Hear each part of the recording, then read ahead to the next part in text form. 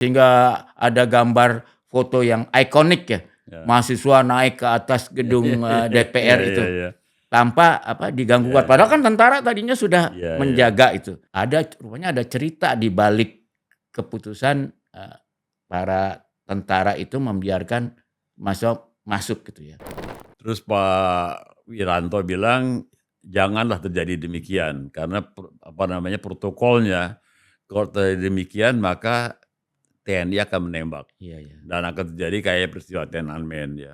Itu yang saya heran juga di negara mbahnya kapitalis namanya Amerika aja ya. Nggak begitu. Itu ada undang-undang namanya Jackson Act ya. Nah. Itu sangat melindungi pelayaran domestiknya. Iya. Indonesia yang negara kepulauan terbesar tidak melakukan ya perlindungan itu. Jadi rektorat UI sekarang itu, gedung itu dulunya itu pabrik candu. Pabrik candu sampai punya tahun Belanda, berapa? punya Belanda.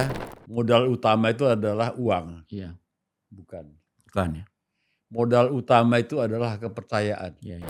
Pelayaran kita dikuasai oleh perusahaan Singapura dan Hong Kong. Sampai sekarang.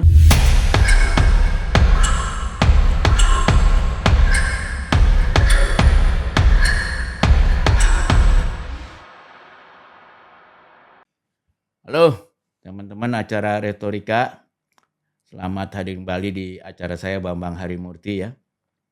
Di acara Sohib BHM. Walaupun saya takut juga bilang Mas Haryono ini sebagai Sohib BHM ya, karena jauh senior saya. Beliau berusia 87 sekarang dan ada bukunya yang menarik. Ini 2 tahun lalu ya Mas? Atau dia di zaman COVID. Zaman COVID ya.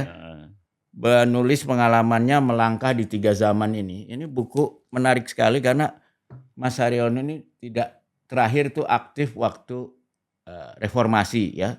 Sebagai ketua ILUNI ya. Saya salah satu ketua. Salah satu ketua Ikatan Alumni UI dan juga Sekjen Barisan Nasional. Barisan Nasional dan saya juga membentuk BKS Kaptisi, Badan Kerjasama Ikatan Alumni se-Indonesia. Ya. Ketuanya Prof. Kusnadi.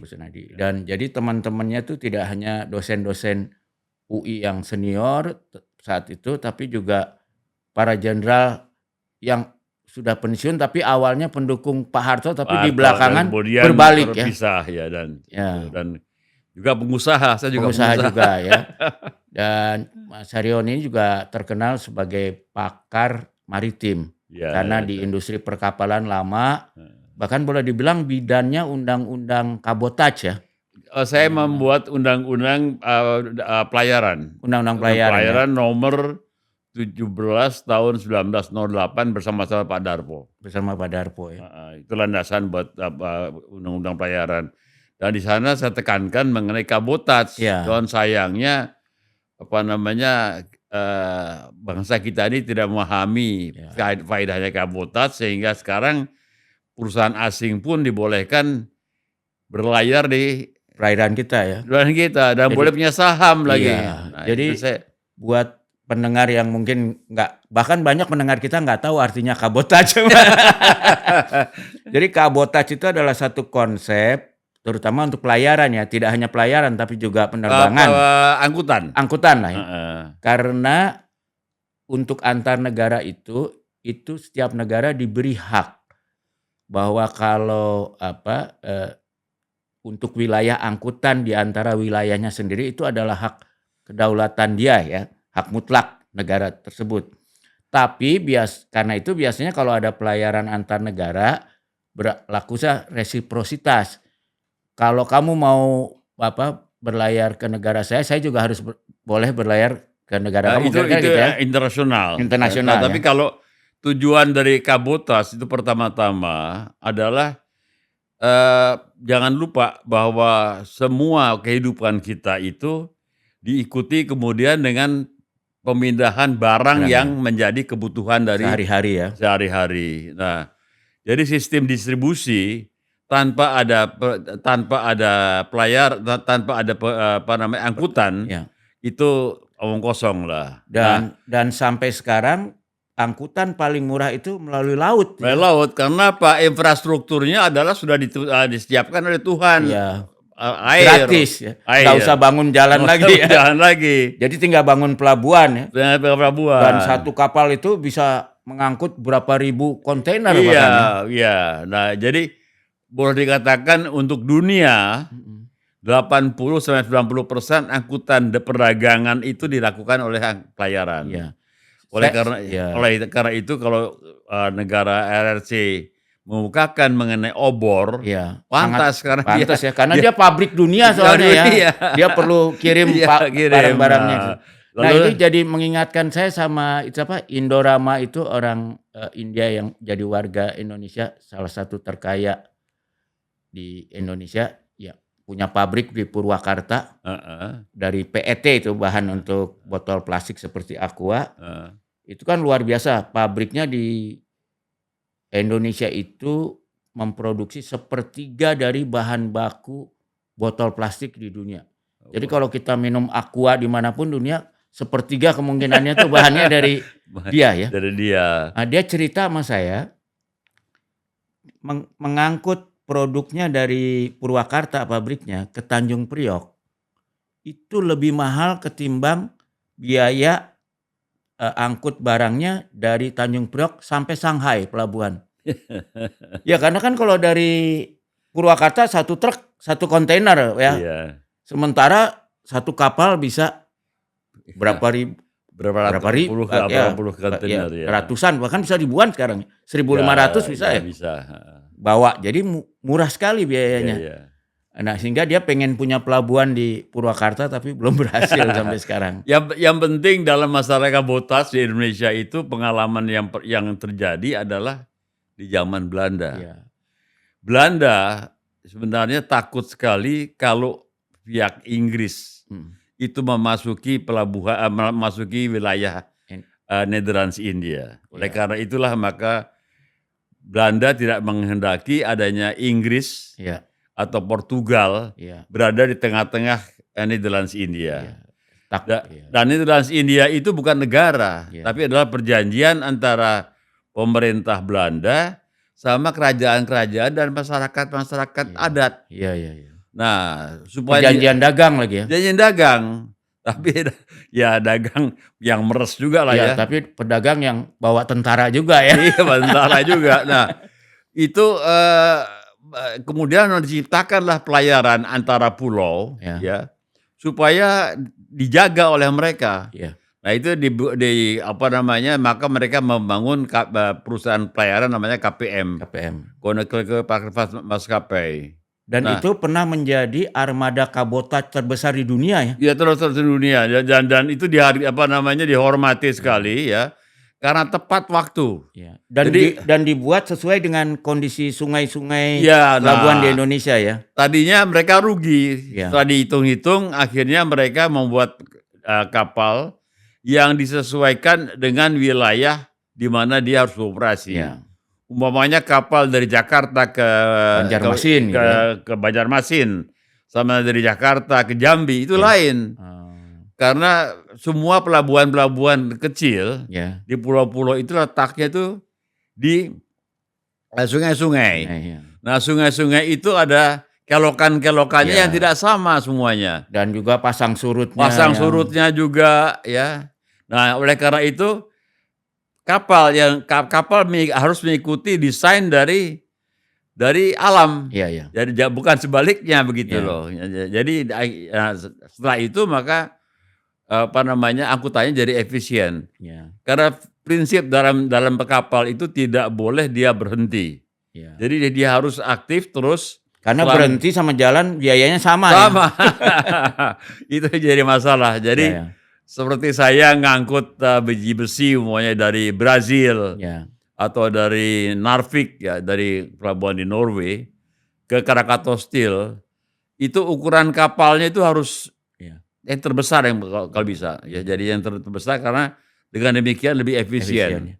Makanya tuh sekarang di Selat Hormuz ada kapal berapa 900 kapal gede-gede itu nggak bisa jalan tuh biayanya mahal sekali pasti ya. Ya karena di sana banyak terdapat minyak, minyak dan bukan bom ranjau. Iya. Nah, ranjau itu ancaman aja udah jadi masalah ya. Indonesia saja sebenarnya zaman saya Itu ranjau-ranjaunya belum beres semua, Oh, sehingga sisa-sisa Perang asuransi Dunia kematian Kedua? mahal. Mahal. Jadi seperti masuk ke Pontianak itu ada daerah tertentu yang susah dilalui ya kapal besar. Tapi sekarang udah aman dong mestinya? Nggak tahu saya, apakah sudah diselesaikan semuanya Tapi itu. saya lihat juga di Eropa juga kadang-kadang masih ketemu itu ya, ranjau yang Masih iya, masih sisa-sisa Perang ketemu. Dunia Kedua. Dan itu buat asuransi sangat menakutkan itu.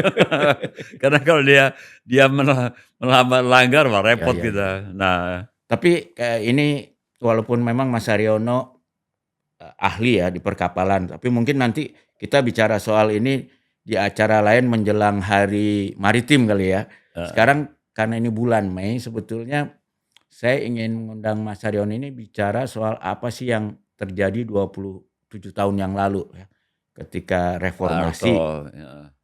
Karena waktu itu kita orang di luar ya banyak lihat, itu kok tiba-tiba mahasiswa malah boleh masuk ke gedung parlemen, sehingga ada gambar foto yang ikonik ya, mahasiswa naik ke atas gedung DPR itu tanpa diganggu gugat. Padahal kan tentara tadinya sudah menjaga itu.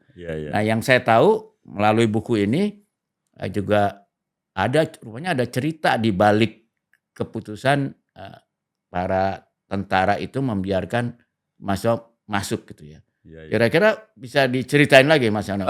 Begini, jadi awal reformasi kami dari alumni ya.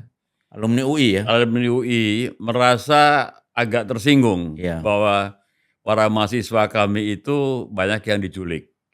Oh, ditahan atau diculik waktu itu? Diculik waktu itu, sudah diculik. Ya diculik, ditahan dan sebagainya. Nah, disitulah kemudian kami ingin nanyakan pada pemerintah ya. Mengapa bisa terjadi demikian? Ya. Nah, tapi juga dalam hal lain, memang situasi pada waktu itu Pak Harto juga popularitasnya mungkin menurun, karena banyak proyek-proyek yang di markup dan sebagainya. Akhirnya dolar yang tadinya hanya 2.500 per dolar naik sampai 16.000 dan sebagainya.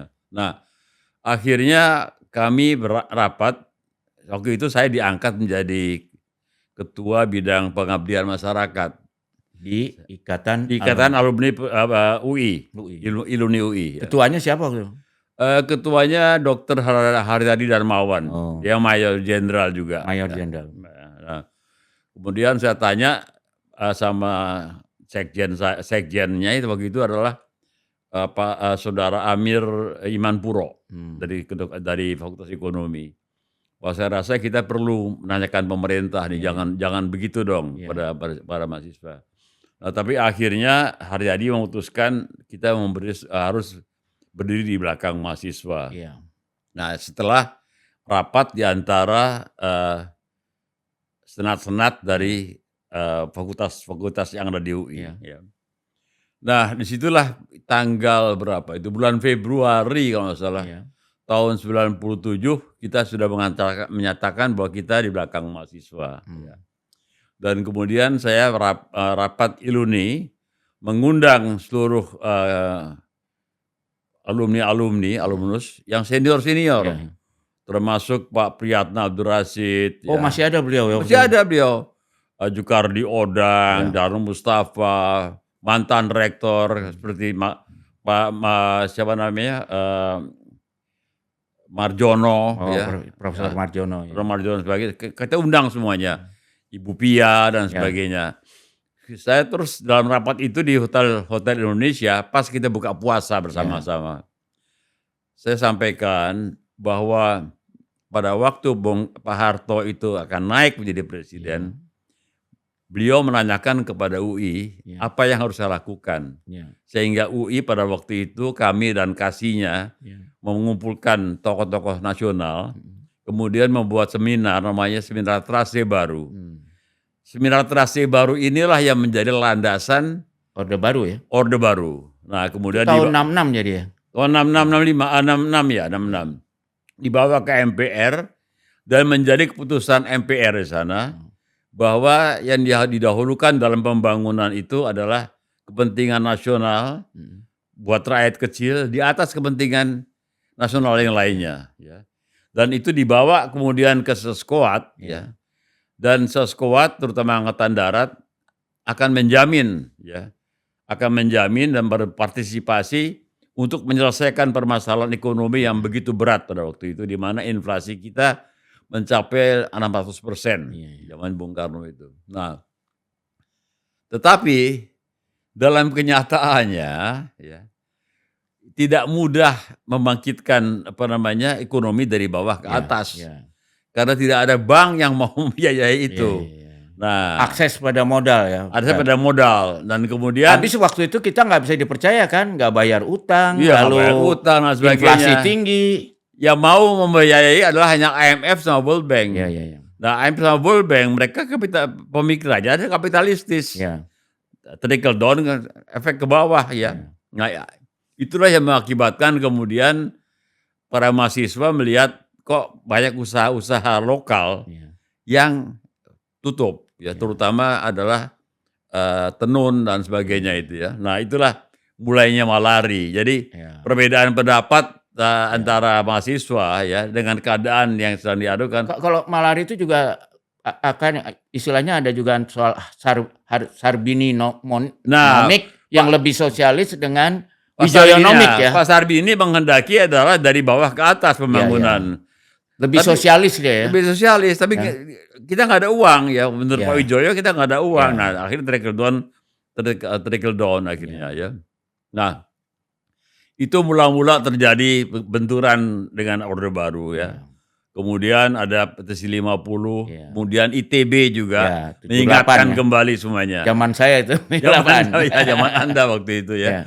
Jadi sebenarnya peringatan itu sudah terjadi, sudah terjadi. Ya itu memang tidak mudah ya mengatur negara ini ya.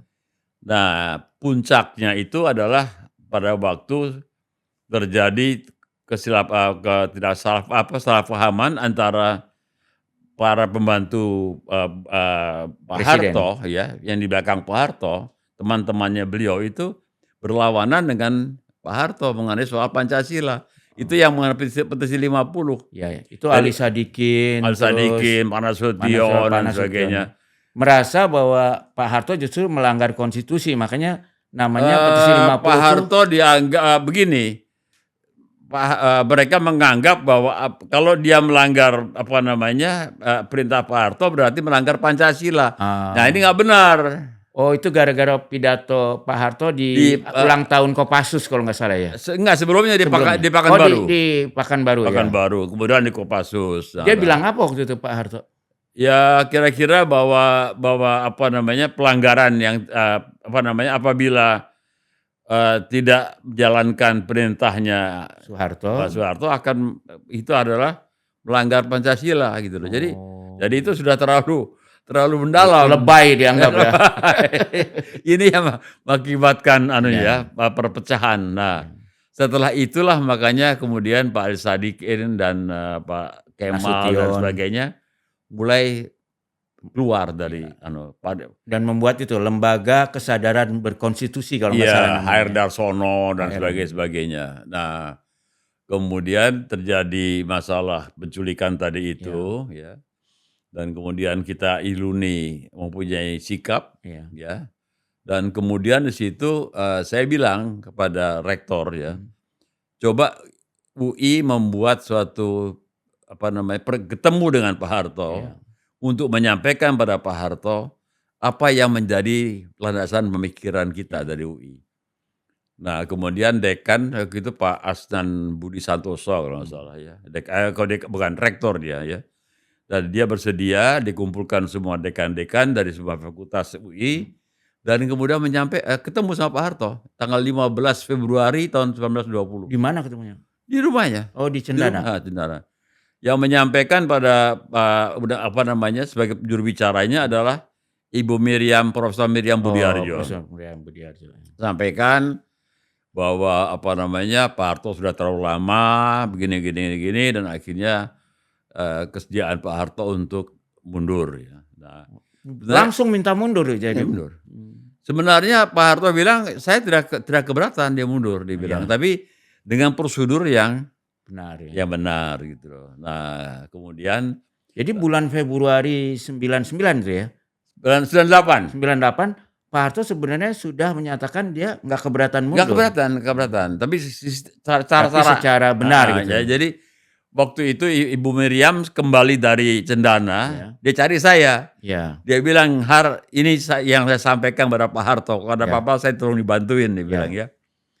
Dan lalu setelah itu Pak Wiranto ya, Waktu itu Menteri Hankam Pertahanan ya, dan juga Panglima Pangap, TNI ABRI. mencari saya dan Haryadi sebenarnya ya.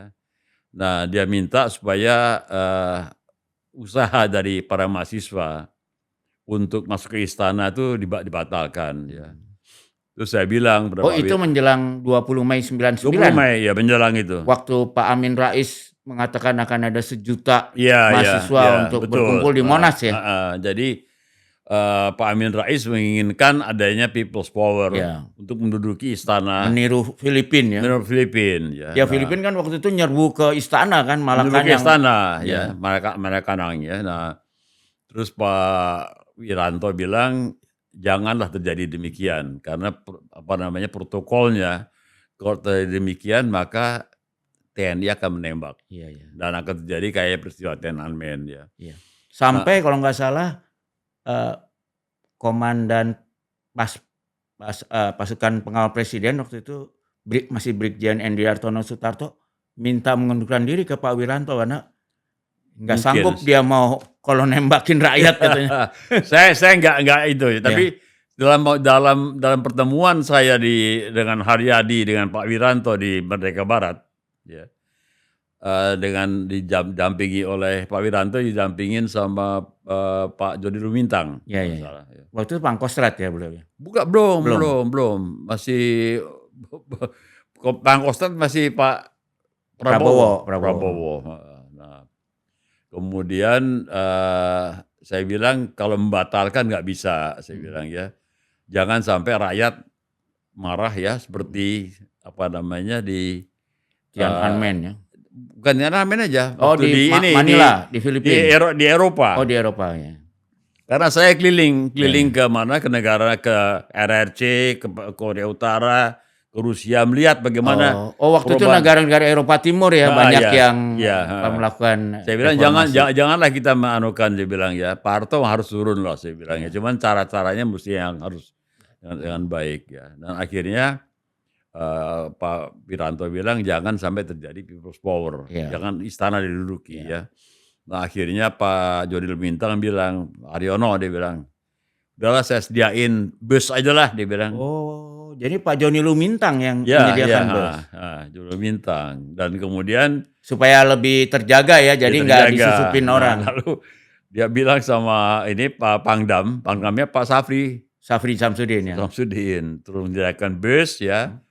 Nah, jadi waktu tanggal 20 Mei itu di UI sudah tersedia 36 bus. Itu ternyata Pak Safri yang sediain. Pak Safri. Dari Kodam ya. Ada jalan ke istana tutup oleh RPK dan sebagainya yang nggak boleh ke sana lah. Dan Amin Rais juga diingatkan sama, saya rasa juga termasuk oleh Jeki Makarim dan sebagainya mengingatkan. Dan Prabowo juga mengingatkan jangan ada people's power. Bahkan ada yang cerita sama saya, almarhum tapi sekarang terakhir Mayor Jenderal Dadi. Dia cerita sama saya waktu itu dia stres. Karena dia kalau Pak Amin Rais jadi itu people power itu, dia diperintahkan membawa pasukannya untuk menangkap Amin Rais. Padahal dia bilang, saya ini kan Katolik katanya, kebayang katanya. Untung nggak jadi katanya. Jadi sudah segenting itu. Jadi waktu itu saya dengar Pak Amin Rais malam-malam itu dia melihat sebelumnya tanggal 20 dan lihat bagaimana penjagaan itu ya. Nah, saya disediakan bus, ada 36 bus ya. Dan saya minta Saudara Haryadi dan Dr. Sudarso, kedua-duanya tentara, berangkat duluan ke MPR. Bilang sama Pak Haris Sabarno, jangan kemana-mana. Karena namanya Harmoko sudah kabur semua ya. Semuanya. Tinggal satu ini ya, tentara ini, Haris Sabarno. Dia waktu itu ketua fraksi ABRI ya. Ketua fraksi ABRI dan wakil ketua MPR. ya. Lalu saya pimpinlah 36 bus itu menuju ke MPR ya Iya. dengan saudara Indrajit ya. Indrajit dengan mobil sendiri, saya di bus itu. Tapi yang lucunya pada waktu itu Isinya mahasiswa UI semua itu ya, jaket kuning? mahasiswa UI, guru-guru besar, Ah. dan ya para senior-senior ABRI. Oh, seperti Pak Kemal Kemal Idris apa gitu. semua ada di bus semuanya. Yang dulunya adalah orang-orang yang sangat setia pada Pak Harto dari Pak Harto, awal. iya, Tapi ikut. terus ingin Pak Harto Ya, turun. nah Hasan Habib dan sebagainya ya. Sana Ali Sadikin ikut juga enggak? ikut. Ikut juga. Lalu di sana kemudian waktu naik ke Jalan Semanggi itu ditahan sama 2 panser, saya bilang, you buka karena kita ada janji sama Pak Adi Sabarno. Akhirnya dibuka oleh pansernya itu, saya masuk ke sana. Ya saya sebagai ketua yang membawa rombongan itu, ya saya punya telepon sama KTP ditahan. Iya. Sebagai bukti oleh CPM ya. Iya. Ya sudah, tahan punya. Kita masuk ke dalam dan kita minta kepada MPR ya, supaya Pak MPR menyampaikan pada Pak Harto supaya beliau turun. Iya. Dan itu kira-kira yang diterima oleh Pak Harto. Kalau menurut Pak Saadilah Mursyid, itulah yang menjadi landasan dari Pak Harto mundur. Jadi bukan karena Pak Ginanjar dan kawan-kawan nggak mau di kabinet Ya, lagi. Itu juga atau? itu sudah karena kalau menurut Pak Saadilah Mursyid ya, bahwa surat yang dikirimkan oleh menteri-menteri itu ya, itu aslinya masih ada di tangan Pak Saadilah. Oh, belum disampaikan? Belum disampaikan, tapi yang membawa ke sana justru Pak Habibie. Oh. Jadi waktu Pak Saadilah Mursyid dipanggil sama Pak Harto, ya tanggal 19 atau 20 gitu, ke Cendana, dia bilang, loh kok heran kok ada surat itu di situ. Rupanya kopinya dibawa sama Pak Oh, Pak Habibie langsung ditaruh di situ. Kalau Pak Saadilah tidak tega menyerahkan itu ya. Tapi yang dari MPR sampai ke Pak Harto? Kalau MPR sampaikan langsung ya. Oh, oleh siapa? Oleh tim MPR. Oh. Mungkin juga Pak Harmoko dan sebagainya ya. Nah, sudah. Jadi itulah yang menjadi dasar dari turunnya Pak Harto ya. Berhenti ya, menyatakan berhenti. Ya. Jadi karena MPR yang menyampaikan ya dipersiapkanlah semuanya anunya. Karena memang dalam status konstitusi saat itu yang berhak mengangkat dan memberhentikan presiden memang MPR. MPR ya. Jadi sesuai prosedur lah begitu ya. Jadi nggak perlu kayak model-model sekarang impeachment kayak sekarang ya, pemakzulan nggak perlu ya. Nggak ada. Waktu itu sederhana aja, presiden itu mandataris dari MPR, kalau MPR angkat jadi, kalau turunkan jadi, teorinya begitulah. Teorinya begitu, secara hukum memang demikian. Secara hukumnya begitu. Jadi waktu saya juga bermain golf sama Presiden Marcos, ya waktu itu sudah bukan presiden lagi, dia sudah turun ya. Saya bilang, wah, you kan yang mimpin reformasi di mana, di Filipina. Dia bilang sama saya, Haryono, dia bilang katanya, lebih baik Indonesia daripada saya, dia bilang katanya. Karena kalau kepala negara diturunkan dengan cara people's power, maka yang akan tumbuh itu adalah orang-orang yang merasa dirinya berjasa. Nah, perebutan ini yang mengakibatkan situasi negara itu tidak akan tenang. Jadi karena terjadi vakum ya. Vakum ya. Dan itu ada teori dari Profesor Ortega y Gasset. Kalau turunnya kepala negara itu tidak sesuai dengan hukum, maka bajingan-bajingan yang akan keluar. Jadi waktu itu kira-kira kan kalau menurut buku ini ada 4 kelompok yang aktif minta Pak Harto turun, ya kan?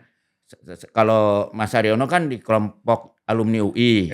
Lalu ada alumni lah. Lalu ada kelompok ICMI dengan Pak Habibie ya. Ikatan Cendekia Muslim Indonesia. Karena mereka tahu Pak Habibie wapres. Jadi kalau Pak Harto mundur, Pak Habibie jadi presiden. Lalu ada kelompoknya Amin Rais.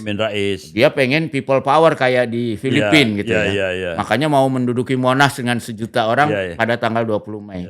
Satu lagi PDIP dengan Megawati ya. Dengan Megawati. Kalau Gus Dur waktu itu ikut di mana Gus? Gus Dur waktu itu kan Gus Dur kan tadinya kan diminta juga oleh Pak Harto. Ya. Gus Dur sama Pak Nurholis Majid. Ada dewan apa namanya, Tokoh-tokoh nasional lah ya, bukan tokoh dewan. nasional, tokoh ulama, Iya, iya. dewan ulama itu. Tapi kan mereka nggak mau, Iya, iya, nggak iya. mau. Nah, tapi setelah Pak Harto turun, baru Gus Dur muncul kan. Iya, iya, iya. Jadi bukan sebelumnya. Justru karena Gus Dur tidak ikut aktif dalam 4 kelompok ini lebih bisa diterima kelihatannya ya? Kelihatannya bisa diterima, ya, Iya. tapi ya kemudian ya Amin Rais juga.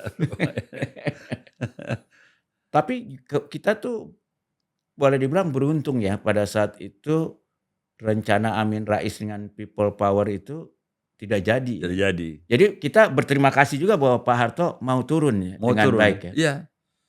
Dan Da Pak Harto mau turun karena memang mekanismenya dari MPR ya iya, sudah. iya. Jadi Jadi memang sesuai dengan prosedur lah. ya sudah prosedur ya. Jadi Jadi sesuai dengan apa yang disampaikan Ya, pada ya. bulan Februari Ya, bahwa dia bersedia tidak lanjut asal proses penghentiannya dilakukan sesuai sesuai dengan dengan sistem. Dan sistemnya waktu itu adalah karena MPR yang mengangkat presiden, yang menurunkan. karena sebelumnya UI juga menyampaikan pada Pak Harto, kalau tidak salah ada 7 di buku saya tuliskan tuh Ya. ada 17 jenderal-jenderal Ya. ya yang menyampaikan surat pernyataan supaya Pak Harto mundur sudah. Siapa aja? Macam-macam, ada Pak Hari Suhut, ada Kapi, ada Pak Kemal Idris, Hasan Habib dan sebagainya. Ada semua di buku Nah, saya. padahal kan 17 jenderal ini apalagi orang seperti Pak Kemal Idris itu kan orang-orang yang boleh dibilang tim intinya Pak Harto ketika lahirnya Orde Baru kan. Iya. Boleh Bukan bilang itu saja, dekat ya. Pak Kemal itu yang membawa pasukan yang tidak dikenal ya. dikenal mengepung istana. Istana Bogor ya waktu itu. Bukan. Oh, istana di Jakarta. Istana. Ketika terjadi penembakan Arif Rahman Hakim itu ya. Enggak, setelah itu. Nah, kemudian Sehingga Subandrio lari terbirit-birit itu iya, kan. kemudian Pak Harto Pak Bung Karno dipindahkan ke Bogor. Oh, sama Pak Jenderal Kentot juga ya waktu itu. Enggak, Pak waktu itu masih ajudannya Pak Sabur. Pak Sabur, Cakrabirawa ya. Cakrabirawa. Nah, kemudian dikirimlah tim 3 orang kan, Ya, Pak Yusuf, Pak Rahmat, Basuki Rahmat, sama Pak Amir Murtono, Amir Mahmud. Amir Mahmud, ya. Nah, itulah kemudian Itu kan yang turunnya. menurunkan Bung Karno gitu ya. Ya, enggak, Ya, surat perintah 11 Ya, surat Maret. perintah 11 Maret yang menaikkan Pak Harto sehingga beliau bisa membubarin PKI ya. Sebenarnya isi dari 11 Maret itu adalah Pak Harto dikasih kuasa untuk menyelesaikan persoalan Keamanan sebenarnya. keamanan. Nah, sedangkan masyarakat sudah meminta supaya PKI turun. Nah, diturunkan. Nah, tapi ya. Dan waktu itu Bung Karno nggak mungkin membubarkan PKI kan, karena nggak Nasakomnya nggak jalan dong. Ya, Iya kan? memang Bung Karno tidak mau membubarkan. Tidak akan pernah mau kan? Ya, karena masalah perbedaan pendapat dengan Ya. Tapi itu kan dulu ketika Pak Harto turun ini, apa sih yang menyebabkan orang-orang yang tadinya bahkan sebagian dibesarkan oleh Pak Harto akhirnya berbalik gitu. Termasuk Mas Haryono sendiri kan boleh dibilang sebagai anak muda Pak Harto sering menganak emaskan kan, suruh ini, suruh itu gitu. Ya, memang pertama sudah terlalu lama ya. Ya. Kedua adalah terjadi ya kalau orang kekuasaan terlalu lama ya. Kekuatannya terlalu besar ya. Sehingga itu digunakan juga oleh aventurir yang ingin berbisnis. Gitu. Nah. Atau mungkin nggak kalau dalam teori politiknya kan seringkali kalau ada penguasa kuat yang sudah lama, pada satu masa ketika anak-anaknya udah besar, terjadi persaingan antara anak-anak ini dengan loyalisnya dia yang juga memikirkan kan kalau ini turun bagaimana nasib mereka. Sehingga kalau kita lihat nggak hanya di Indonesia, waktu itu kan juga anak-anak Pak Harto menjadi masalah politik bagi orang-orang dekat Pak Harto sendiri kan. Malah Pak Benny Murdani kan mengingatkan. Ya. Pak Benny Murdani diminta sama tim yang dekat dengan Pak Harto supaya mengingatkan pada Pak Harto supaya anak-anaknya dianukan. Tapi ya Pak Harto tersinggung di situ. Malah Pak Beninya yang diganti langsung ya. Lalu diganti. Padahal Pak Beni itu boleh bilang loyalis yang luar biasa. Yang luar biasa ya. Jadi itulah kejadian yang terakhir ya. Nah, sebenarnya Pak Yoga dan sebagainya sudah mengingatkan juga. Iya. Tapi karena Pak Yoga tuh sama Pak Harto umurnya hampir sama Iya. ya. Jadi kalau diingatkan dimarahin sama Pak Harto ya dia tersinggung lah ya. Berhenti dia. Berhenti langsung ya. Pak Yoga bilang ketemu sama saya, dia bilang wah sudah saya elekkan, kalau dia nggak mau ya sudahlah, dia bilang. Iya. Jadi Nah, sebetulnya Pak Harto kan sudah mengalami itu sudah berapa kali ya, dari mulai ributnya Ali Murtopo sama Pak Sumitro, ya. ya kan, menimbulkan peristiwa Malari ya. Sebelum awalnya Nasution malah di awal Orde Baru kan sudah dengan Ya. Pak Nasution udah nggak cocok ya. Ya Pak Nasution memang ada peristiwa kan sebenarnya kan, di mana Pak Nasution sebenarnya tadinya ingin mengadili Pak Harto kan. Pak Harto akhirnya dibela oleh Pak Gatot Subroto, dipindahkan ke Seskuat sementara itu. Kemudian terjadi G30S ya. Kemudian kekuatan dari Jawa Tengah itu yang muncul. Iya. Dan karena jadi perbedaan Pak Nasution yang utama dengan Pak Harto itu adalah karena Pak Nasution inginnya Bung Karno diadili gitu. Bukan. Mula-mula itu kan karena masalah Pak Harto dituduh Korupsi. penyelundupan waktu jadi Panglima kan. Oleh Pak Nasution ya. Dan waktu itu oleh yang kemudian Rekso Samudro ya waktu itu kepala stafnya. Belum, Pak Samudra masih di Jakarta waktu itu ya. Iya. Kodam, tapi dia kesayangannya Bung Karno. Jadi waktu Pak Harto turunkan, beliau nih naik ke sana. Iya. Ya karena kan sebetulnya Bung Karno pengennya KSAD oleh Pak pengganti Jenderal Yani, Pak Rekso Samudro itu kan. Iya, tapi oleh Pak Harto nggak dicuekin ya. Iya, nggak, Angkatan Darat tidak setuju lah. Iya. Tidak setuju. Iya. Itu ceritanya. Ya. Tapi itu yang saya buat anak yang lebih muda ya. Jadi Pak Harto itu pada akhirnya menyatakan berhenti karena dia melihat orang-orang yang dulu loyalis dia juga sudah minta dia berhenti. Iya. Itu juga menjadi masalah. Saya dengar dari salah satu deputi Bakin ya, Pak Irawan Soekarno, Pak Keceng. Dia bilang setelah itu biasanya Pak Harto itu membaca laporan-laporan dari Bakin katanya ya. Tapi setelah itu Pak Harto tidak mau baca lagi dan dia mempunyai sendirilah. Punya jaringan sendiri. Jadi sudah pecah begitu ya. Iya. Sudah pecah. Karena saya ingat juga ya selain kasus Pak Beni yang akhirnya malah dimarahin karena mengingatkan beliau begitu.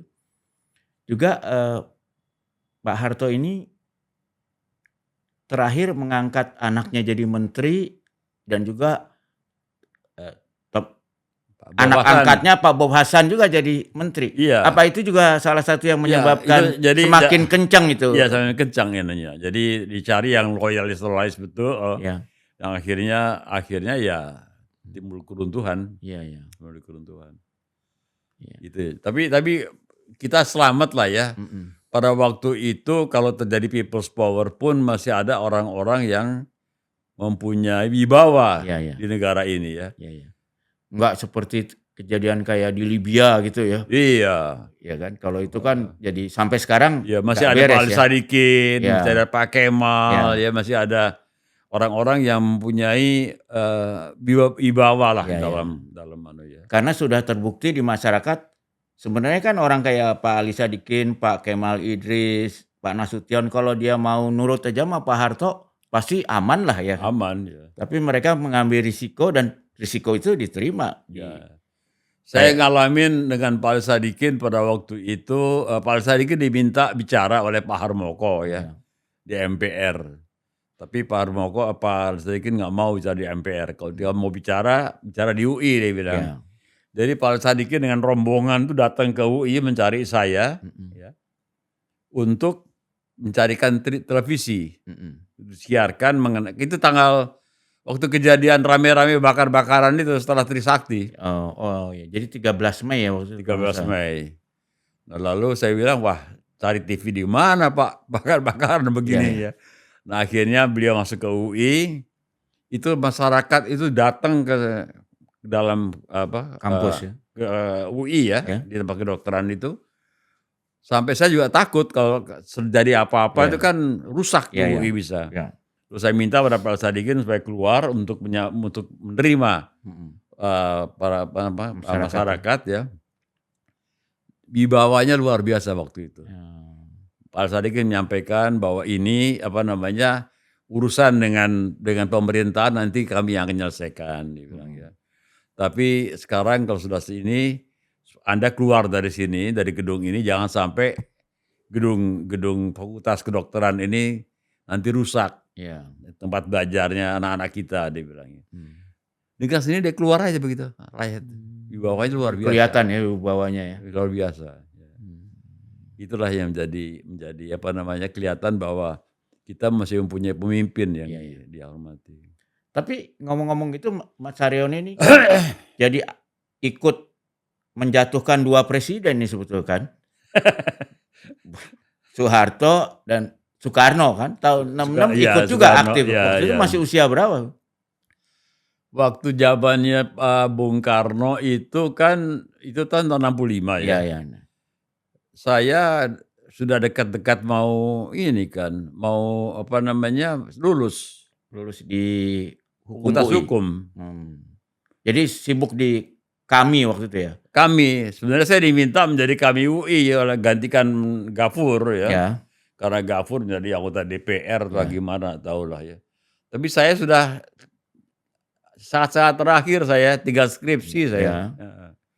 Nah, jadi ya memang sih perjalanan saya jadi mahasiswa, Ya. kita selalu bertengkar dengan apa namanya, teman-teman dari CGMI Ya. dan sebagainya ya. Tapi kalau di Jakarta nggak sampai culik-culikan ya, seperti di daerah waktu itu? Terjadi juga sih anunya, terjadi juga satu benturan-benturan. Hampir tiap kali ada demonstrasi kan, tiap kali perpeloncoan kita ribut selalu sama mereka. Dan mereka juga selalu membawa buruh-buruh dari pelabuhan kadang-kadang.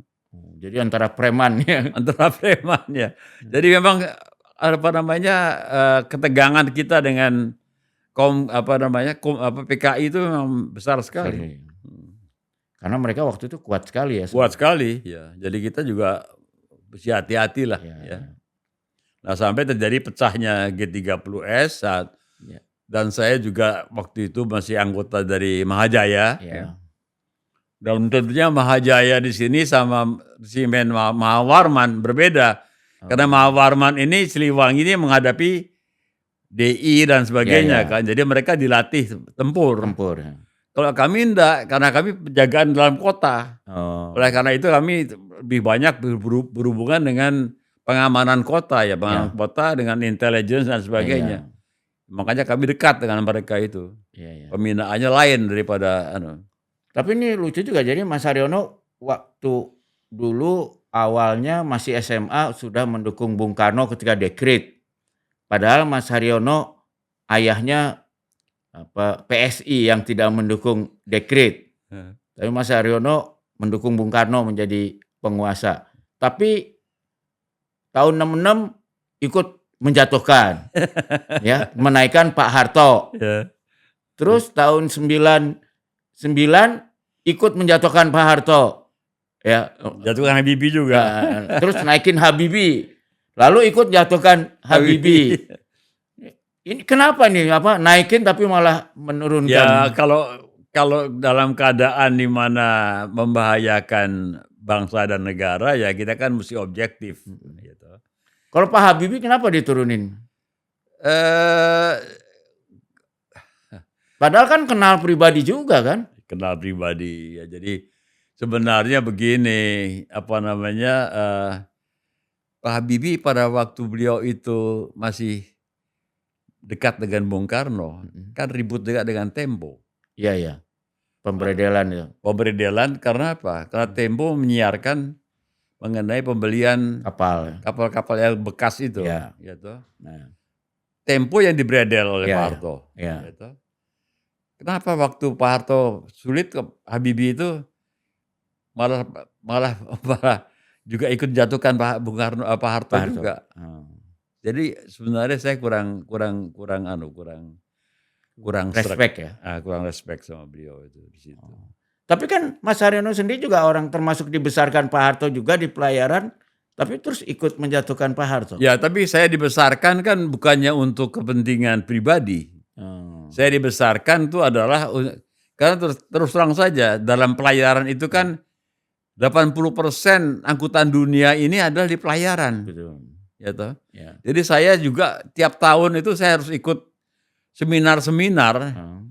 apa namanya mengenai World Shipping Ya. Conference, Ya. ya, di London, di Hamburg dan sebagainya ya, untuk mengikuti bagaimana perkembangannya karena waktu Perang Dingin Ya. itu Rusia juga negara-negara komunis juga ingin masuk ke dalam Ya. dalam perdagangan itu dan mengacaukan. Bagian dari Perang Dingin ya. Udah bagian Perang Dingin. Oleh karena itulah kita juga hati-hati dengan kapal-kapal Rusia yang masuk kemari, yang dipusatkan di Singapura waktu itu. Jadi ada. Jadi waktu itu memang antara industri perkapalan dengan dunia intelijen itu dekat sekali ya. Ya kurang lebih begitulah. Jadi waktu itu malahan banyak Kopassus juga jadi awak kapal ya waktu itu di zaman. Oh itu Mas lain Haryono. lagi, itu zaman konfrontasi kita Ya. dengan Malaysia. Dengan Malaysia ya bagaimana cara memasukkannya kita punya Tentara ya. sukuan Ya. itu adalah melalui kapal yang kita ageni untuk Ki Hawk Shipping itu dulu. Ya, ya. Untuk infiltrasi jadi. Ya. Jadi kalau gitu Mas Haryono memang kenal dekat dengan intelijen community ini ya karena industri perkapalannya. Ya kita kan sebagai apa namanya anak bangsa ini kan harus berjuang untuk kepentingan bangsa lah. Ya. Mana yang baik ya kita bantu gitu. Ya. Tapi ketika menjatuhkan Pak Habibie itu aktif, kan otomatis menaikkan Gus Dur juga dong artinya. Kami tidak terlalu jadi setelah itu kan diambil alih oleh partai, oleh PAN. Partai politik ya. Partai politik yang bermain, bukan kami yang bermain di situ. Ya. Gitu. Nah, tapi ketika menjatuhkan Gus Dur, menaikkan Megawati, kami nggak ikut juga. Nggak ikut juga. Iya, iya. Itu permainan Amin Rais itu ya. Dengan Rais lah. Kami hanya ngawasi dan kemudian sebenarnya kami nggak setuju dengan amandemen dan sebagainya yang terlalu besar itu nggak. Karena sekarang akibatnya juga besar. Kalau waktu kemudian menurunkan Gus Dur menaikkan Mega, Mas Haryono nggak ikut juga? Nggak ikut ya. Saya nggak ikut. Tapi ketika Pak SBY naik itu SBY naik itu kan zamannya sudah amandemen. Sudah amandemen ya. Pemilihan langsung. Pemilihan langsung. Ya. Nah, kita sudah tahu akibatnya itu karena sistem demokrasi yang liberal begini ya bukan sekali ini di Indonesia terjadi. Sebelumnya juga kita pernah mengalami tahun 50-an ya. Sebelum tahun 50-an juga zaman kita perang revolusi 4 tahun tuh 7 kali ganti Perdana Menteri itu. Iya. Itu Syahrir aja 2 kali ya. Syahrir 2 kali, Amir Sarifuddin dan sebagainya. Dan kemudian waktu Undang-Undang Dasar sementara juga berapa kali turun naik. Jadi Indonesia tidak akan bisa membangun kalau kabinetnya naik turun terus begitu. Oleh karena itu sebenarnya dibuatlah golongan karya. Tadinya kan Golkar itu bukannya partai. Tadinya Mas Haryono ikut di dalam kelahiran Golkar ini? Enggak ikut saya. Enggak ikut. Saya hanya sebagai aja lah. Saya nggak ikut dalam. Oke. Tapi kemarin kemudian Pak SBY, habis Pak SBY 2 kali pemilihan umum naik Pak Jokowi. 2 kali lagi. Itu gimana dalam masa Pak SBY dan Pak Jokowi ini, Mas Waktu Haryono? Pak SBY juga susah menjalankan pemerintahan itu kan. Jadi karena terus terang saja ya, kekuatan dari politik itu tidak di tangan, satu partai atau satu pemerintahan yang kuat, Iya, tapi di tangan partai-partai. iya, iya. Jadi menteri-menteri sekarang ini juga kebanyakan kan Dari partai ya? dari partai, dia lebih lihat pada jatah partainya itu, Seperti tahun 50-an juga ya? di tahun 50-an. Iya, iya. Kalau zamannya Orde Baru ya, walaupun bagaimana, itu ada satu komando yang Ya. yang menjalankan pemerintahan. Iya.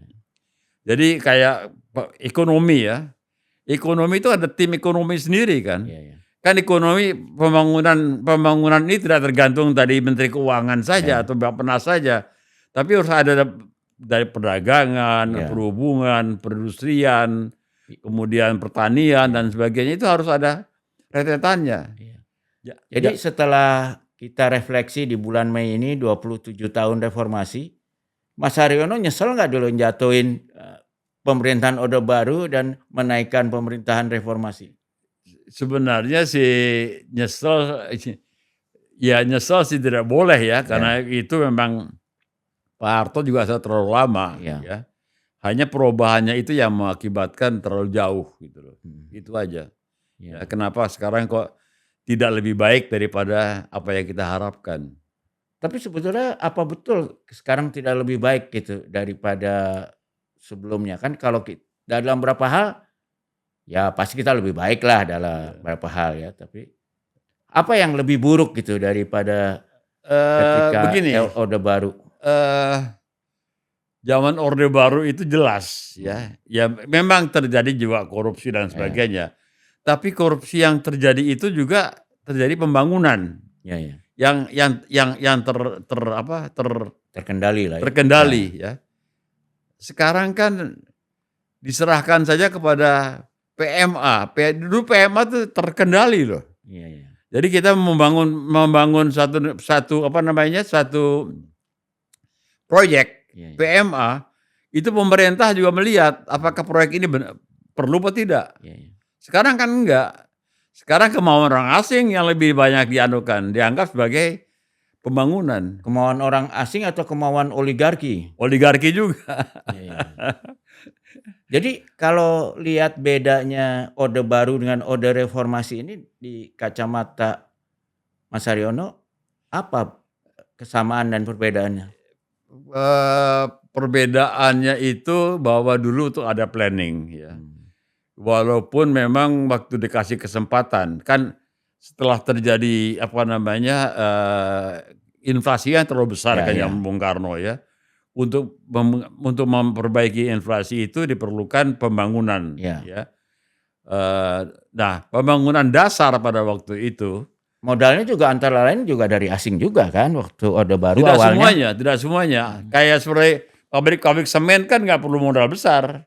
Karena bahan bakunya dari sini. Ya. Nah, Tapi waktu itu yang menguasai akhirnya juga kayak Simek, kayak asing juga akhirnya sekarang kan sebagian. ya pada waktu itu enggak loh. Waktu Belum ya? itu enggak.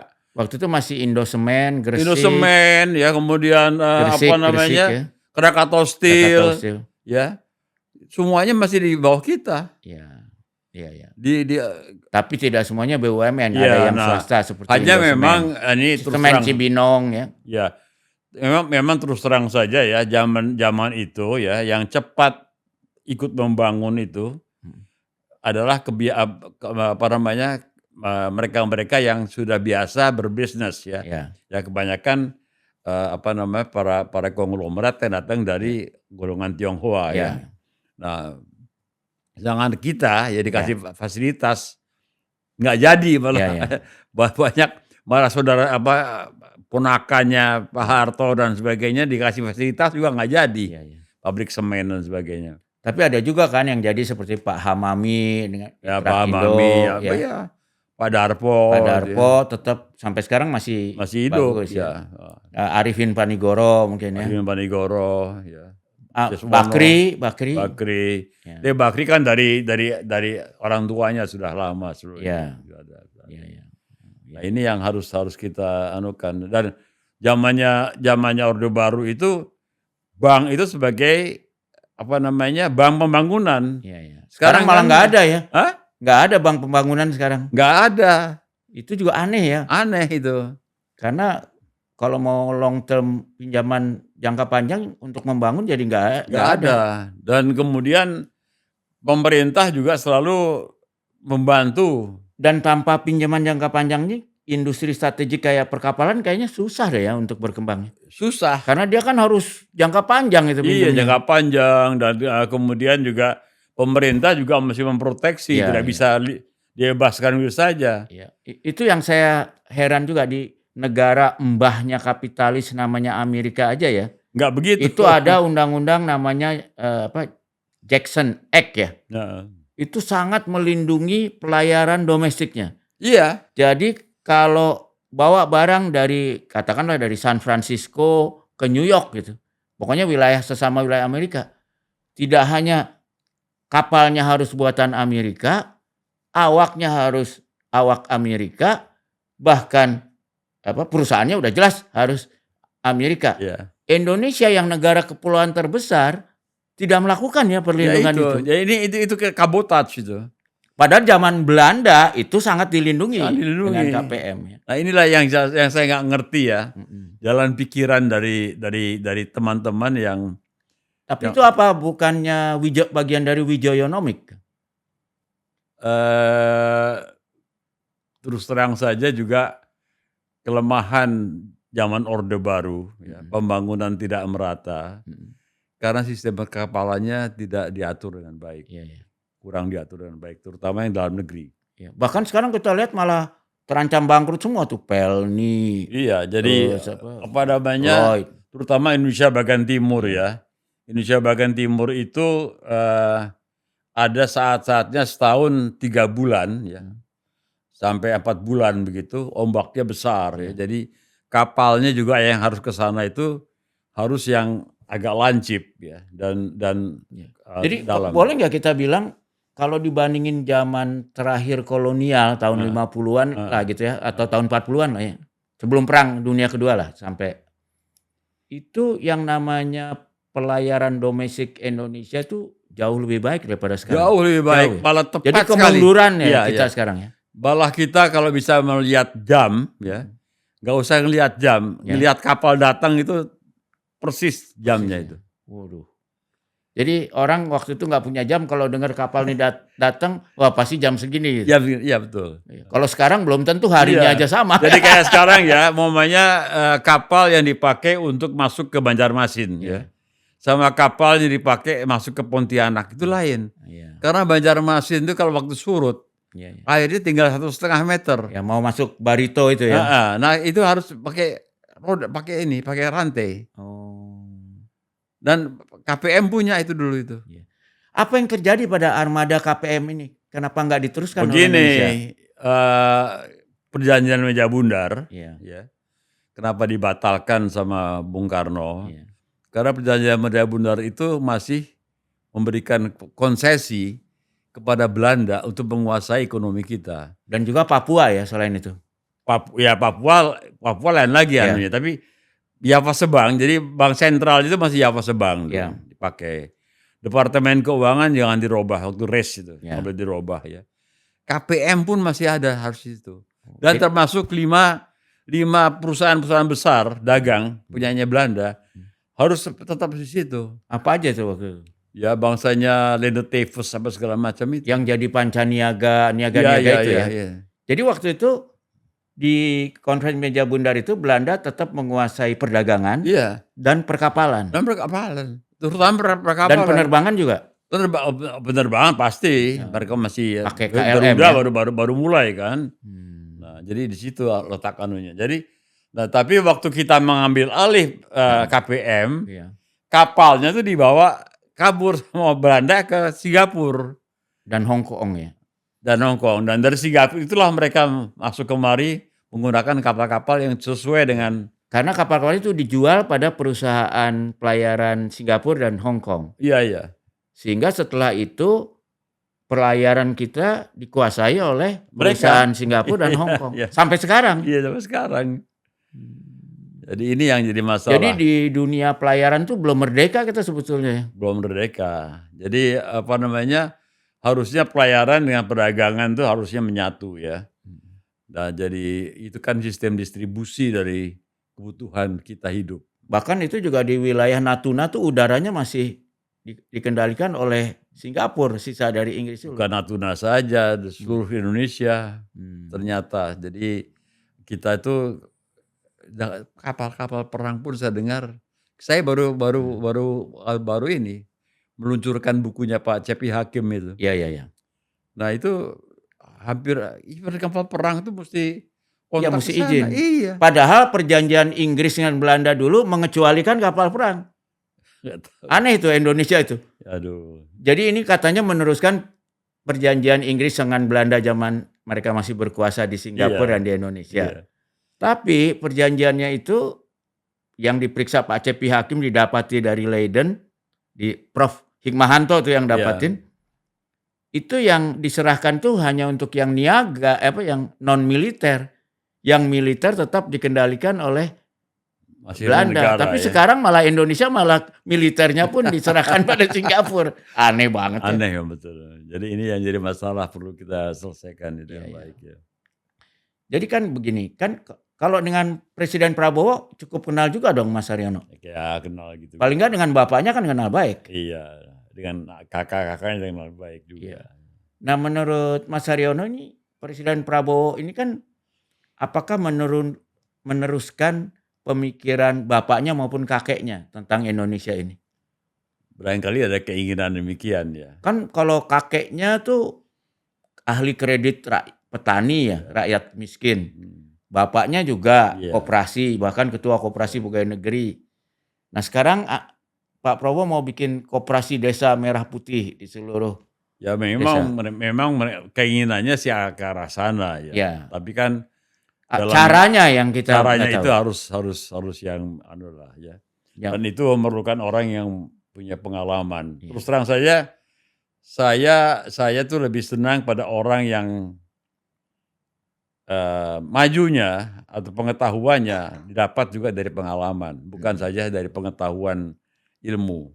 Tapi kan justru itu kan yang kalau Pak Margono kakeknya presiden itu dulu kan dia dapat pengalaman kerja pada pemerintah Belanda kan, membantu orang miskin, nelayan kredit sehingga dia jadi ahli di bidang itu. Karena ada di lapangan, bahkan diteruskan oleh anaknya Prof. Sumitro ya kan, yang bahkan tesisnya itu jadi jurnal penting lah di Belanda sebagai bagian dari gerakan ekonomi dengan koperasi. Nah, dan dia masuk ke birokrasi kan, sehingga sebagai Menteri Perdagangan, menteri itu jadi melakukannya melalui jalur dan birokrasi, mengajar juga ya. Dan UI mengajar. Pak Prabowo ini kan dibesarkan di militer.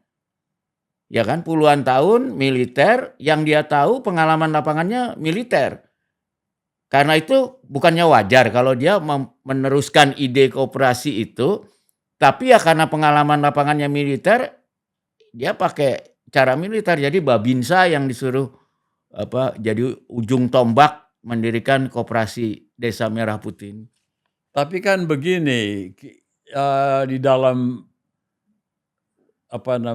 membangun satu usaha ya, itu kan kita memerlukan orang-orang yang mengetahui benar mengenai usaha itu. Ya. Gitu. Tidak bisa hanya orang yang dari seorang militer langsung jadi pengusaha, kan nggak mungkin. Tapi justru saya mau men-challenge nih Mas Haryono ya. Pengalaman Mas Haryono sendiri. Waktu bikin industri perkapalan, kan dibantu oleh Bapindo.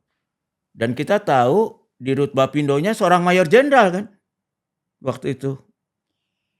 Tapi begini, yang punya pikiran tidak sekedar bisnis semata, tapi punya pemikiran strategik. Iya kan Pak Kunto Aji kan waktu itu. Pak Kunto Aji begini ya.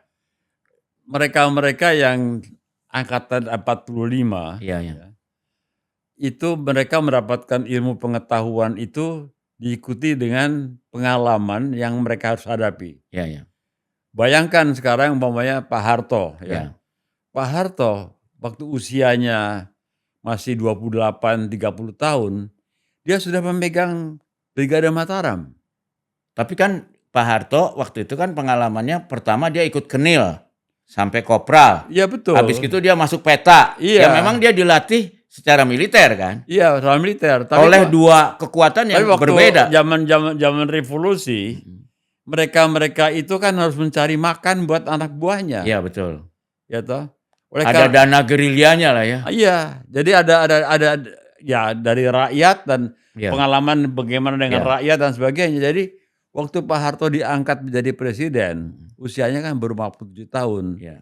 Tapi pengalamannya sudah jauh lebih banyak daripada pengetahuan yang dia punya. Termasuk bekerja sama dengan Lim Swee Lyong untuk menghasilkan uang untuk membiayai tentaranya juga kan. Semua divisi pada waktu Ya. zaman revolusi itu ada cukongnya. Ya, antara lain kan terjadinya pemberontakan PRR itu akibat masalah cukong juga sebetulnya Iya kan. betul. Jadi mereka kehidupannya itu sangat tergantung. Jadi kayak seperti Jawa Barat itu ada Pak Suwarma dan Iya. sebagainya, itu yang membantu Siliwangi dulu. Ya, juga ada banknya, perkebunan lah ya. Perkebunan itu punya dikuasai Belanda tapi diambil diganggu oleh rakyat lah ya. Iya. Enggak, waktu itu kan perkebunan termasuk Jawa Barat kan waktu itu apakah diambil alih tentara atau PKI kan ketika terjadi nasionalisasi. Itu kemudian terjadi ya PKI mengambil alih masalah tanah Iya. dan Di reform. kebun gula ya, Dan perkebunan reform, ya. ya. Bukan sebelumnya. Jadi waktu zaman revolusi, Iya. bahkan kita kan juga menjual candu. Iya. Bahkan di Salemba ya, itu rumah candunya ya. Bukan rumahnya, pabrik. Pabrik candu. Jadi fakultas kedokteran itu dulu Bukan dokteran, sebelahnya. Yang sekarang jadi rektorat itu. Jadi rektorat UI sekarang itu, gedung itu dulunya itu pabrik candu. Pabrik candu Sampai punya tahun Belanda, berapa? punya Belanda. Sampai tahun berapa? Sampai Perang Dunia sampai Jepang masuk, Ya. itu masih pabrik candu itu. Makanya ada jalan kereta api yang ke Gang Amphion itu adalah untuk menurunkan candu. Ya.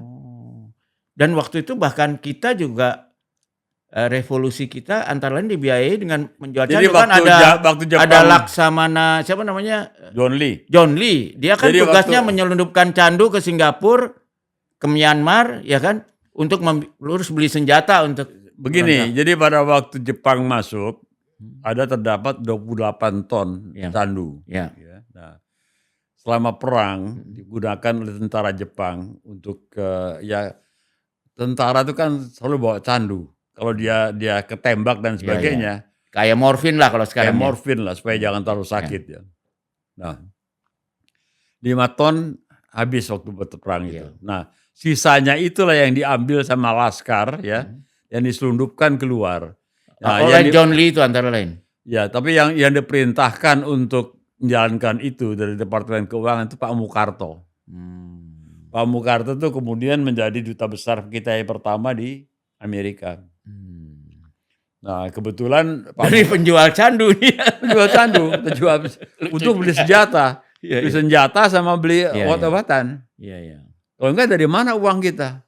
Iya. Nah, kebetulan yang sekretarisnya dari Pak Mukarto itu adalah adiknya ayah saya. Jadi salah satu modal revolusi Indonesia adalah candu ya sebenarnya. Ya, candu. Itu dari mana dapat candunya? Loh, dulu di Jogja segala macam kan banyak ini kebun candu ya. Dijual ke Belanda. Itu di gunung itu apa? Nggak tahu lah dulu. Itu kan daerahnya agak tinggi kalau nggak salah ya.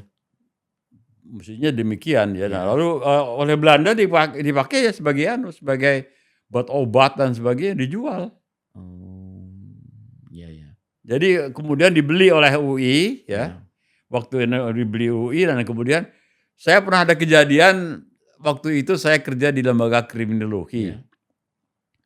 Teman saya menjadi wakil kepala polisi Sekti 6 di mana polisi. Pak Saudara Arif Fadilah namanya, Mas Arif Fadilah ya.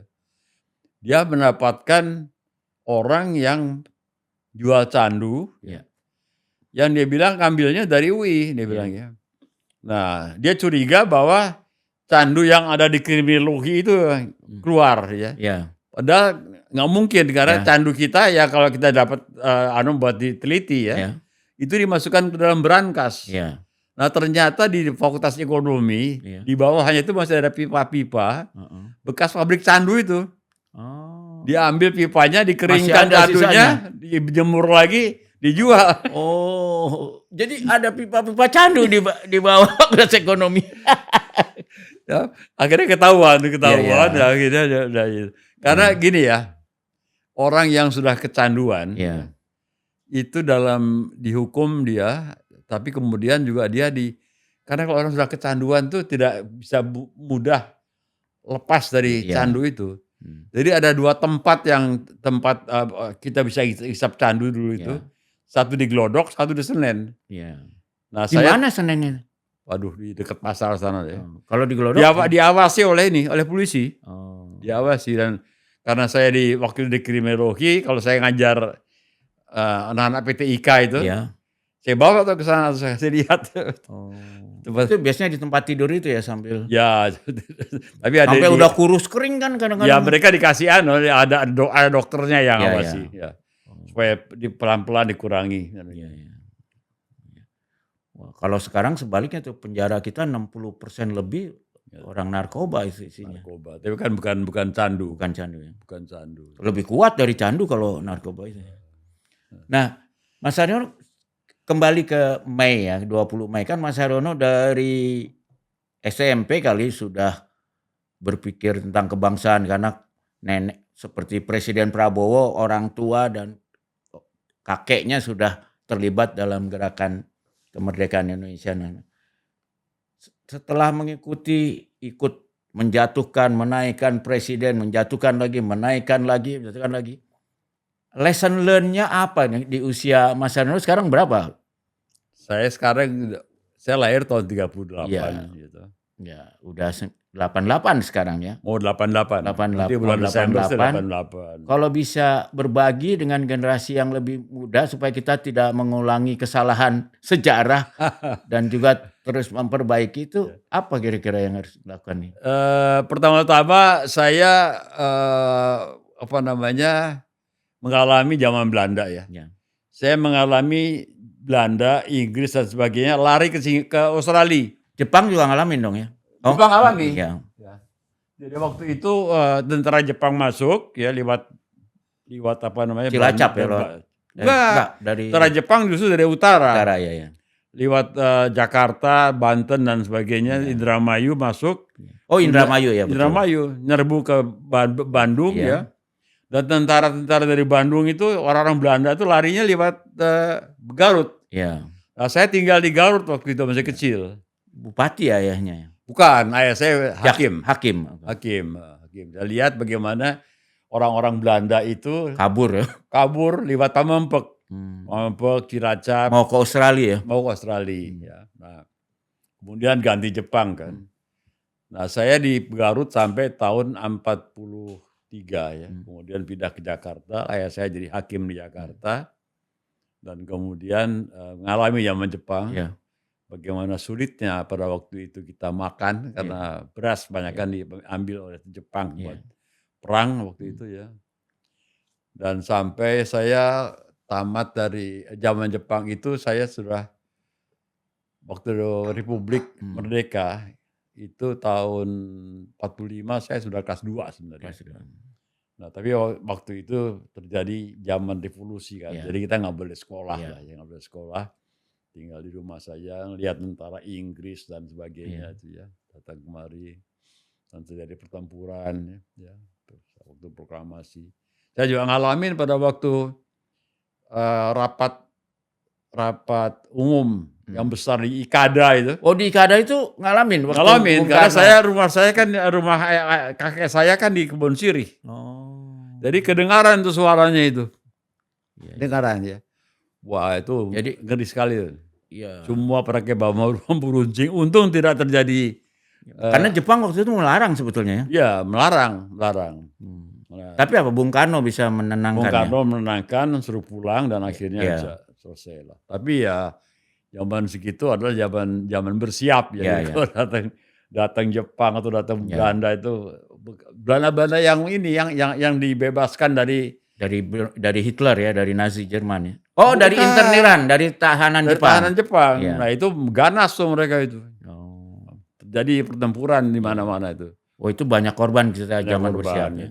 di Senen, di Keramat, di daerah Kebon Siri, Tanah Abang. Iya, bahkan sampai mobilnya Perdana Menteri ditembak juga kan waktu itu. Ya, Tahrir. Tahrir ya. Nah, akhirnya kan kita pindah ibu kota Iya, pindah ke ke Jogja. Jogja ya.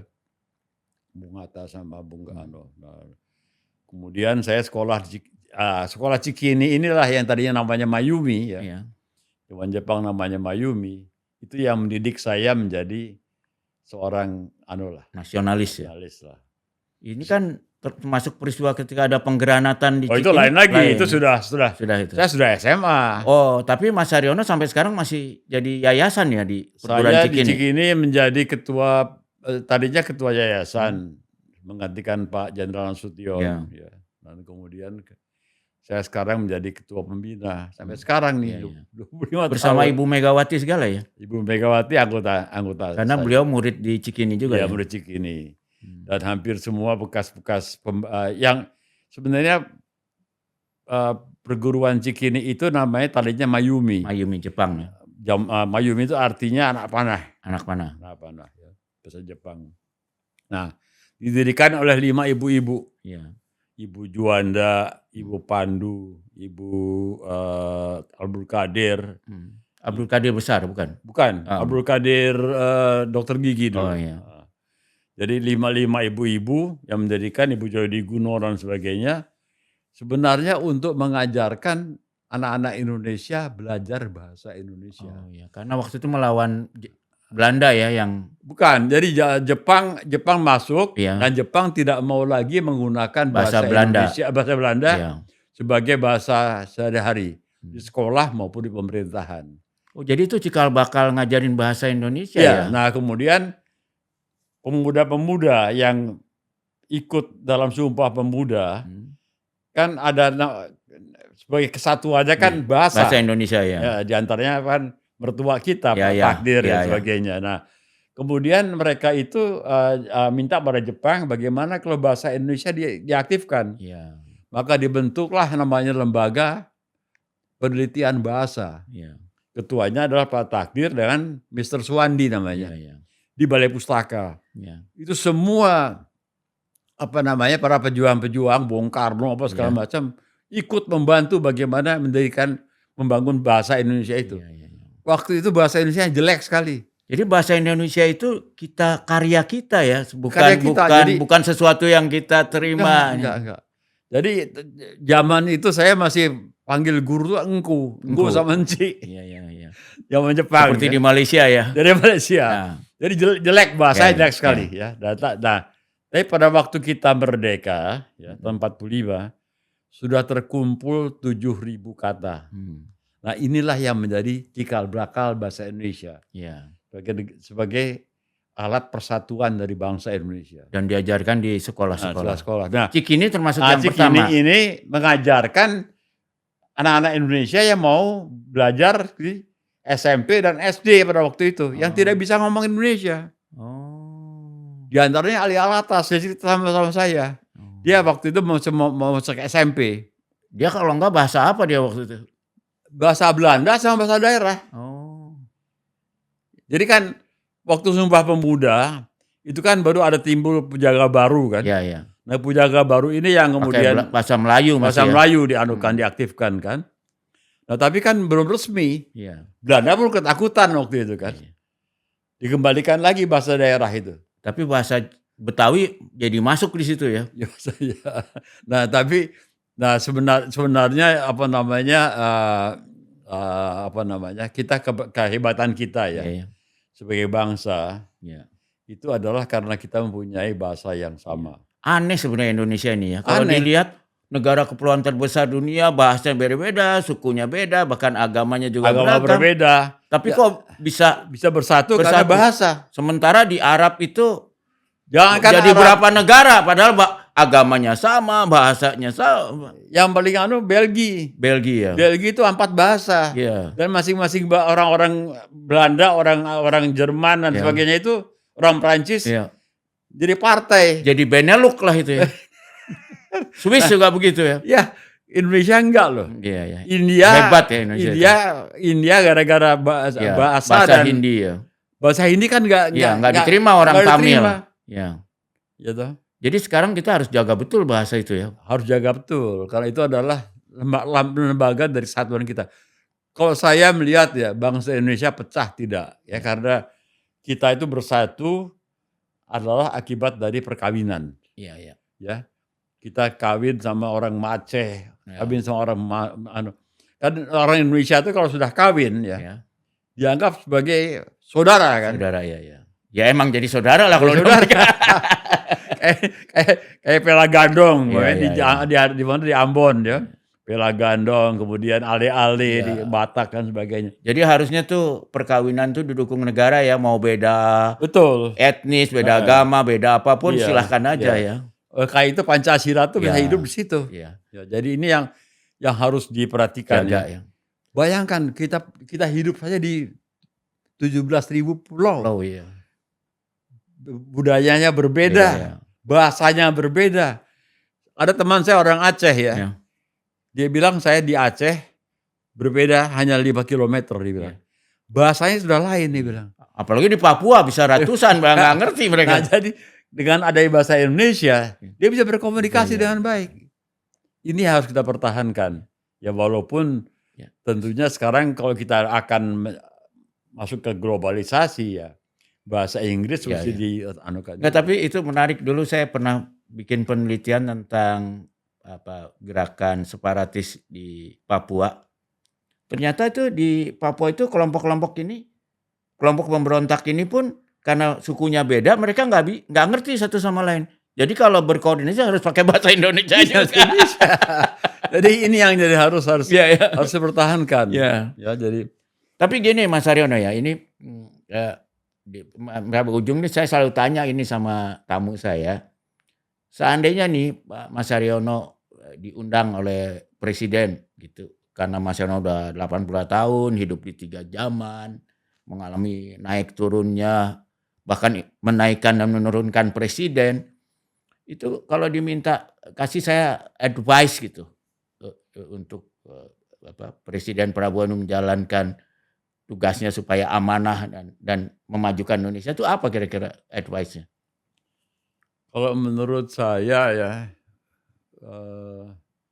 kita mesti melihat ke bawah. Jadi pembangunan itu memang di bawah itu harus diperhatikan.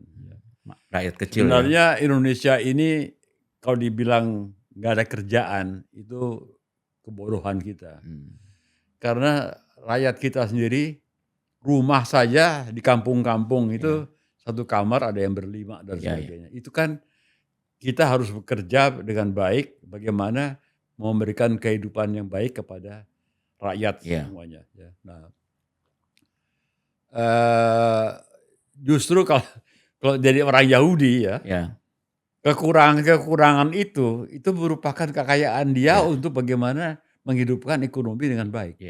Nah, kesalahan kita itu adalah kita tidak mempunyai para sarjana-sarjana yang mempunyai entrepreneurship.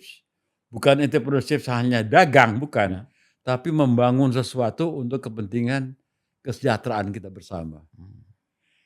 Contohnya saja begini, kita negara yang begini kaya, segala macam sumber daya alam ada. Kenapa kita nggak bisa menggaji pegawai negerinya dengan baik? Loh, itu kan yang disebut Presiden Prabowo dalam Paradok Indonesia kan? Ya betul. Nah, tapi sekarang bagaimana dia membangun itu? Singapura contohnya Singapura Lee Kuan Yew. Pada waktu dia pisah dari Malaysia. Padahal dia sebenarnya nggak mau pisah ya, tapi ditendang juga sama Malaysia. Karena lain. Nah, kemudian dia mesti menghadapi di mana pangkalan angkatan bersenjata Inggris mesti keluar dari Singapura. Ya. Itu perjanjian ASEAN. Ya. Gitu. Ada 350.000 orang Singapura yang kerja untuk kegiatan itu. Ya. Dan bagaimana caranya memberikan lapangan pekerjaan buat orang-orang itu? Yang dikerjakan pertama kali apa coba? Dia membangun rumah susun itu. Ya. Dibangun. Ya. Ya. Itu kerjaan yang harus lapangan pekerjaan yang diterima pertama-tama oleh rakyat Singapura dan melebarkan jalan. Ya. Nah, uangnya dari mana?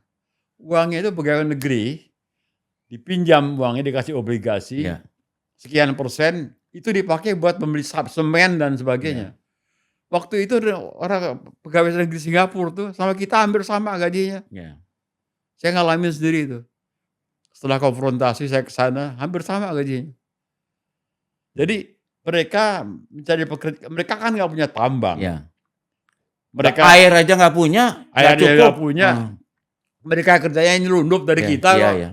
Timah, ada karet dan sebagainya tuh ya. Itu kerjaan mereka.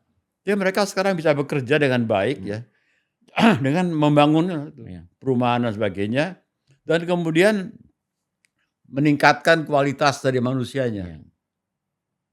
Kualitas manusia ini walaupun kecil ya, tapi sangat produktif. Tapi ini kan sama dong yang dilakukan Presiden Prabowo kan, dia bikin MBG, Koperasi Desa, itu kan menciptakan lapangan kerja di desa-desa banyak banget.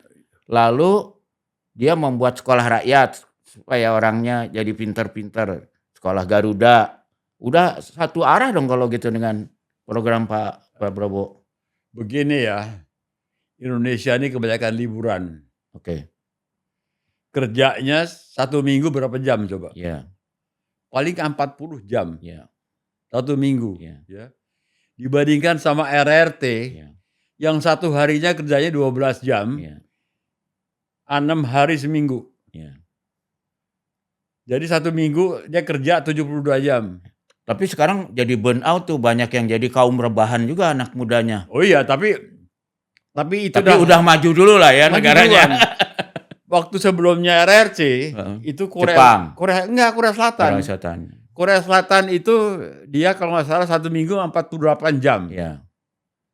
Sebelumnya Jepang. Tapi kan akibatnya ada yang mati kebanyakan kerja tuh. Kalau di Jepang namanya karoshi, kalau di Korea namanya karosa. Ya itu ekses lah, itu ekses. Ya. Tapi efisiensi kerjanya ya mereka jauh lebih tinggi. Ya. Di Indonesia bukannya tidak ada yang begitu. Petani itu kerja dari jam 6 pagi sampai jam sore. Gitu. Mungkin juga dia kerja 12 jam juga. Ya. Tapi tidak semuanya begitu. Dan tanahnya makin lama makin kecil. Jadi susah. Nah ini yang harus. Jadi kalau kita ngirim kalau buat saya ya, itu ngirim beasiswa ke luar negeri ya. Jangan hanya belajar yang tinggi-tinggi ya. Tapi belajar skill. Ya kerja ya, magang-magang gitu ya. Magang dan bagaimana. Kayak sekarang karet semuanya ya. Ya dulu tuh orang Korea ya banyak dikirim ke Jerman kerja di tambang-tambang batu bara banyak. Ya, Jerman dan kita ya banyak kayak ada karet ya. Karet itu kan macam-macam downstream bisa dibuat dari sana itu. Hilirisasi ya. Hilirisasi. Tapi kalau ini semua sih kalau saya lihat dengan pemikiran Presiden Prabowo sih kayaknya nggak ada beda. Cuma dalam pelaksanaan mungkin pelaksanaannya kan tidak segampang itu gitu loh ya. Justru itu pengalaman Mas Erno kan udah babak belur lah ngerjain industri perkapalan ikut apa. Kira-kira lesson learn-nya dari pengalaman itu apa yang untuk kalau arahnya kayaknya udah sama. Waktu saya menjadi pengusaha, saya pikir modal utama itu adalah uang. Iya. Bukan ya. Modal utama itu adalah kepercayaan. Iya. Jadi kalau once you get a trust, ya dari market, ya dari bank dan sebagainya, itu uang datang sendiri. Nah, justru di sini masalahnya, Mas Aryono kan sarjana hukum. Kalau kita lihat Singapura, Hong Kong nggak punya sumber daya alam, modalnya hanya 2 saya lihat. 1 pelabuhan yang efisien, 2 kepastian hukum. Iya kan? Kepastian hukum dan kepercayaan. Iya, kepastian hukum itu kan melahirkan kepercayaan kan. Kalau di kita kan justru hukumnya amburadul, pelabuhannya tidak efisien. Jadi gimana dong? Begini ya, sekarang nih anak-anak muda ya, Iya, kalau saya janji iya, aja, kadang-kadang tidak tepat waktu. iya, iya. Saya ini kan sering diajak untuk ngumpulkan para alumni Iya, iya. yang muda-muda nih ya, yang namanya UI Watch dan sebagainya itu saya ketuanya itu. Hmm. Jadi saya sediakan makan. Oh. Janji kita jam 1 ketemu, datangnya baru jam 2, jam 3. Ya kan Jakarta macet, Mas Ya Haryono. nggak boleh begitu dong. Mestinya harus ngitung ya. Harus dihitung. Hmm. Jadi pertama-tama ya dalam bisnis ya adalah time. Nah, kalau itu Mas Haryono setuju nggak ada teori yang mengatakan kenapa negara-negara ini maju ya? Kita lihatlah Taiwan, Korea, Jepang, Israel, ya, kemudian bahkan Thailand. Kalau kita lihat kebanyakan negara itu ada hampir seluruh penduduknya itu termasuk Singapura pada usia tertentu harus masuk wajib militer. Nah, wajib militer itu mengubah mental orang. Jadi tepat waktu, bisa bekerja sama, Disiplin. sinkronisasi dan disiplin. Apa salah satu cara untuk memajukan Indonesia harus ada wajib militer juga nih? Bukan wajib militer sebenarnya. Wajib militer itu adalah bagian dari perang. Ya. Itu adalah pendidikan kebangsaan. Ya. Jadi Singapura dia tingkatkan itu kualitas manusianya. Ya. Gitu.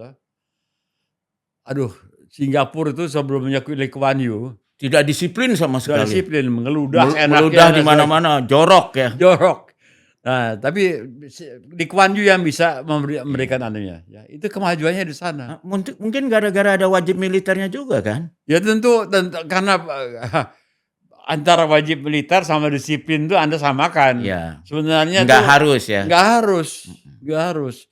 Jepang juga begitu. Jepang kan waktu dari Meiji Restorasi. Ya. Bayangkan dia tahun-tahun 1900 Ya. dia sudah bisa ngalahkan Rusia. Ya. Hanya 40 tahun waktunya. Kita juga bisa ngalahin Sekutu di Surabaya kan? Ya, yang tapi, baru menang perang. Ya, tapi setelah itu. Tapi korbannya banyak banget. Enggak. Jepang bisa mengalahkan Rusia tapi dengan teknologi kan. Iya. Dia punya kapal perang dan sebagainya. Nah itu kan problemnya di kita. Kalau ada anak muda yang jago teknologi tinggi malah dibui kalau di kita. Ya bukan itu saja, tapi juga tidak bisa satu orang saja yang hebat kan. Harus merata. Ya. Ya jadi dalam pembangunan. Saya terus terang saja ya. Jadi cocok dong dengan konsep sekolah rakyat, sekolah unggulan Garuda itu kan membuat disiplin dan orang yang hebat-hebat bisa sekolah di sekolah-sekolah terbaik dunia. Memang harus begitu, harus begitu. Ya. Jadi disiplin itu bukan dari sekolah saja. Ya. Dari rumah orang tuanya juga harus mengajarkan disiplin. Ya. Sebenarnya kita sebagai orang Muslim ya, kita sudah diajarkan berdisiplin. Ya sembahyang 5 waktu ya. 5 waktu dan tepat waktu kan. Ya. Tapi kenapa kalau sekarang kita enggak gitu loh. Ya. Saya heran di situ tuh. Enggak, kita juga bingung kadang-kadang Indonesia negara katanya sangat religius tapi korupsinya tinggi juga. Paradok Indonesia lagi itu ya. Nah, jadi ya Singapura. Mecahin paradok itu gimana? Menghilangkan paradok Indonesia itu gimana, Mas? Ya kualitas manusianya harus ditingkatkan.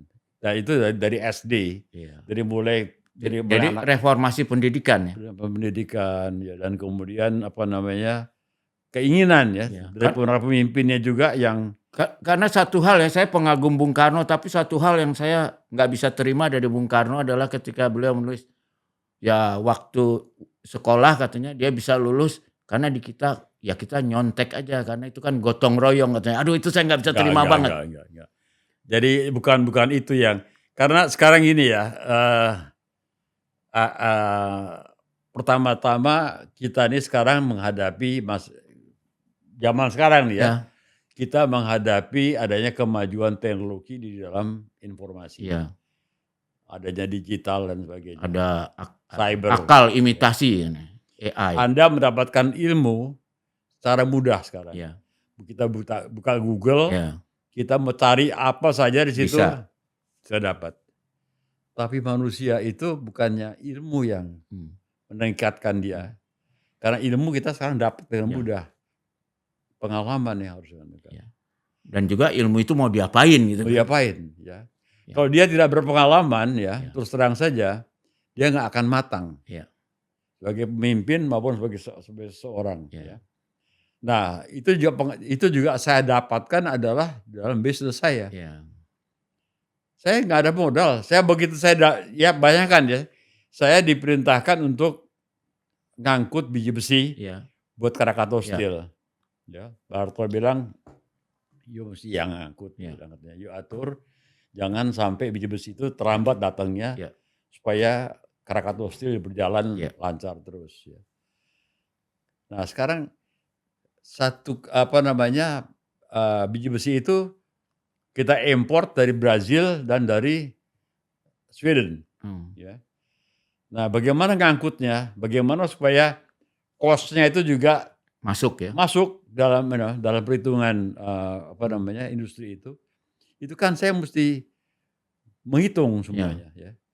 Nah setelah saya menghitung semuanya, saya mesti mencari kapal ya. Kalau saya atur semuanya sendiri, 12 kapal waktu itu ya. Kebutuhan Krakatau Steel belum 1,5 juta kalau nggak salah. Nah 12 kapal, satu kapalnya harganya 30 juta. Ya.